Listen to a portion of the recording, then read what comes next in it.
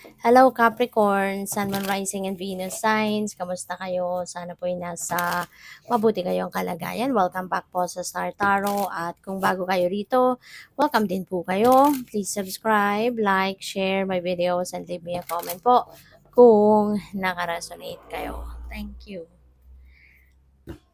So Capricorn, first card. Maganda to. We have the Six of Pentacles. So this could be prosperity, no, na pwedeng dumating sa inyo sa ngayon, Capricorn. So, maaaring meron dito mga perang dadating, financial blessings coming in, na pwedeng iba-ibang source nito, no?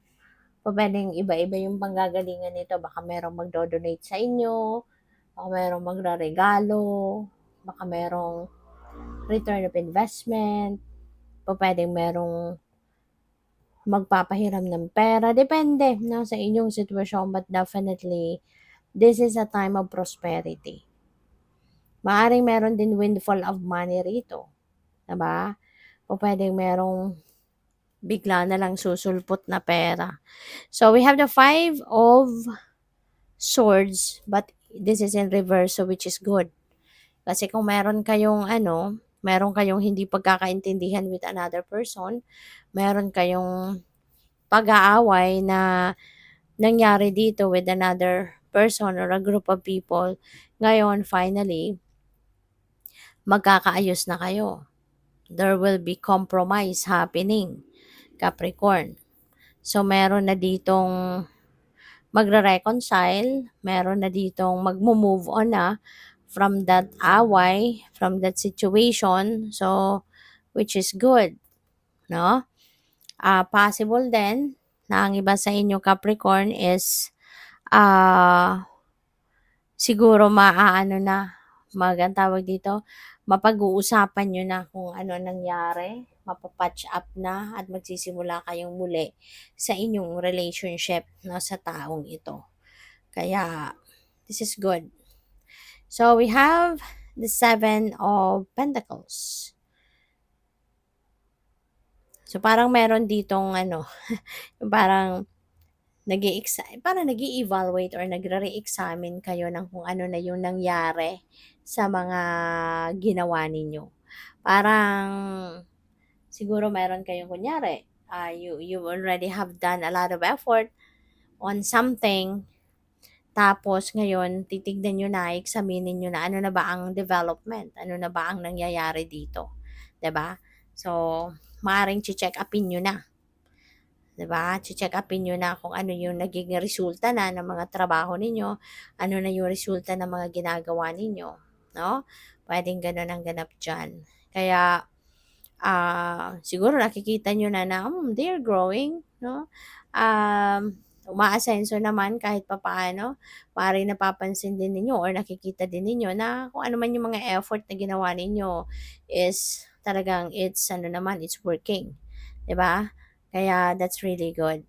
So, yun, Capricorn, parang kailangan nyo lang dito na mag-antay-antay pa ng konti. Just need to wait a little more time, 'di ba? Kasi kung ano man itong pinagtiyatiyagaan ninyo at pinaghihirapan, siguro nakikitaan nyo naman ang kahit papaano maganda ang takbo, maganda ang resulta. It's just that hindi pa hindi pa ito yung time, no, na talagang aanihin mo na yung tinanim mo. Kasi kumbaga hindi pa hinog, but alam mo na ito ay mahihinog. Alam mo ito na in God's perfect time, aanihin mo din ito, So, we have, okay, wow. So, this could be, parang, this could be a go signal para sa'yo na, yeah, it's okay, so go for it, no? Parang ganon. Or pwede rin na masasabi mo dito na, okay, 'di ba? Okay ito, okay yung ginawa ko. Parang sa sarili mo mismo masasabi mo na, oh yes, 'di ba? Nagbubunga yung pagsisikap ko. Oh yes, parang it's working. Kung ano man ang strategy ko is working. So, parang ganun din 'yon. So, what else? Parang nag-a-agree ka sa sarili mo or ina-approve mo yung sarili mo. So, we have marionette. Capricorn. Parang ang iba sa inyo dito, baka kayo ay sumusunod, no? Laging sumusunod na lang. Maaaring meron ditong sitwasyon na yung parang someone is manipulating you or someone is dictating you kung ano yung dapat mong gawin, 'di ba? Parang ano ano ka, very submissive, yung sumusunod-sunod ka na lang, lagi ka na lang nagbabaw. Um, Pupuwedeng labag din ito sa loob mo, 'di ba? Na pagbabaw mo maaaring, labag din ito sa kalooban mo pero maybe naiisip mo na ito na lang ang gawin mo kasi this is for the good of all, 'di ba? So, ikaw yung parang magsasakripisyo ng sarili mong kagustuhan, sarili mong desisyon para lang na maging maayos ang lahat. Susunod ka na lang para walang gulo, susunod ka na lang, yung gano'n ba? Or pupuwede rin na okay na lang din ito sa'yo 'no, na susunod ka, 'di ba, hindi ka na mai-stress. 'Di ba? Hindi na ikaw ang didiskarte, hindi na ikaw mag-iisip, 'no? So, pupuwedeng gano'n din ang sitwasyon dito. So, depende 'yan 'no, sa iba-iba tayo ng kalagayan, iba-iba tayo ng sitwasyon. So, but yeah, yung energy na 'to nagpapakita na merong merong nagdidikta sa'yo, merong nagdedesisyon para sa'yo. So, we have calm.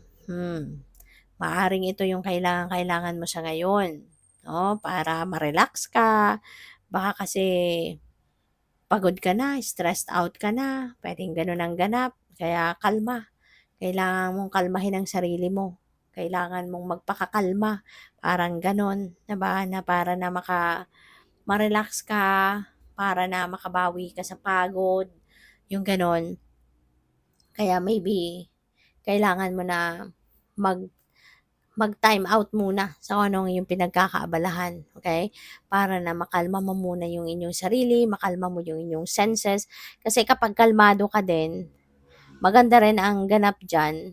Kasi 'di ba, makakahinga ka ng maluwag, 'di ba?